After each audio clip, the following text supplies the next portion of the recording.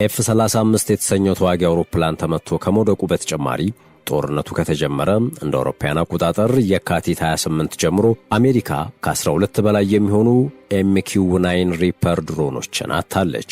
የአሜሪካ ባለሥልጣናት በሳውዲ አረቢያ በሚገኝ አንድ የጦር ሰፈር ላይ በኢራን በተፈጸመ የሚሳኤል ጥቃት 5 የኬሲ-135 ነዳጅ መሙያ አውሮፕላኖች ጉዳት እንደደረሰባቸውም ተናግረዋል።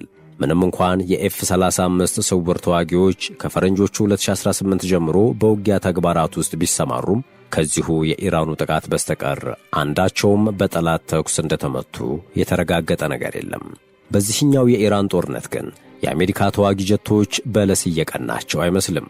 ካሁኑ የኤፍ-35 ጄት ጥቃት በፊት የካቲት 23 2018 ዓ.ም 3 የአሜሪካ ኤፍ-15 ስትራይክ ኢግል ተዋጊ አውሮፕላኖች እንዲሁም ኤፍ-18 አውሮፕላን ከኢራን ነው በተባለ ጥቃት ምክንያት ከመውደማቸው ባሻገር በሳውዲ አረቢያ በሚገኝ የጦር ሰፈር ላይ በተተኮሱ ሚሳኤሎች 5 የኬሲ-135 ነዳጅ መሙያ አውሮፕላኖች ጉዳት ደርሶባቸዋል መባሉም ሌላው ለአሜሪካ አስደንጋጭ ጉዳይ ነው። እነዚህ አውሮፕላኖች የኤፍ-35 ጄቶች ረጅም ርቀት ተጉዘው ጥቃት እንዲፈጽሙ ነዳጅ የሚያቀብሉ የጀርባ አጥንቶች በመሆናቸው የእነሱ መመታት የኤፍ-35ን የመንቀሳቀስ አቅም ውስን አድርጎታል። ኤፍ-35ን የታጠቁ ሀገሮች በቁጥር 20 የሚደርሱ ሲሆኑ በአብዛኛው እስራኤልን ጨምሮ የአሜሪካ ወዳጆች ናቸው።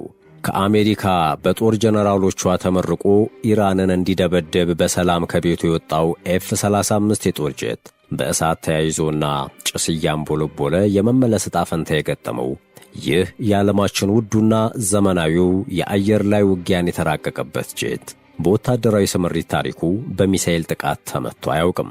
እንዲያውም እንኳን ሊመታ ይቅርና ጭራሽ በማናቸውም አይነት ራዳር ኢላማ ውስጥም ገብቶ አያውቅም ይባልለት ነበር።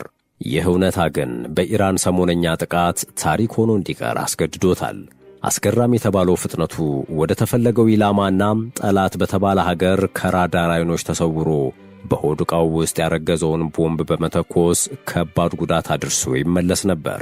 አሁን ግን በኢራን አየር ኃይሎች ፈተና ገጥሞታል የተባለው ኤፍ-35 መሬት ላይ ብቻ ሳይሆን አየር ላይም ተመቷል መባሉ ነው በጄቱ ላይ የነበረውን መተማመን እንዲሸረሸር ያደረገው። ለመሆኑ ይህ እንዴት ሊሆን ቻለ? በዚህ ጉዳይ የቻይናና ሩሲያ እጅ ይኖርበት ይሆን?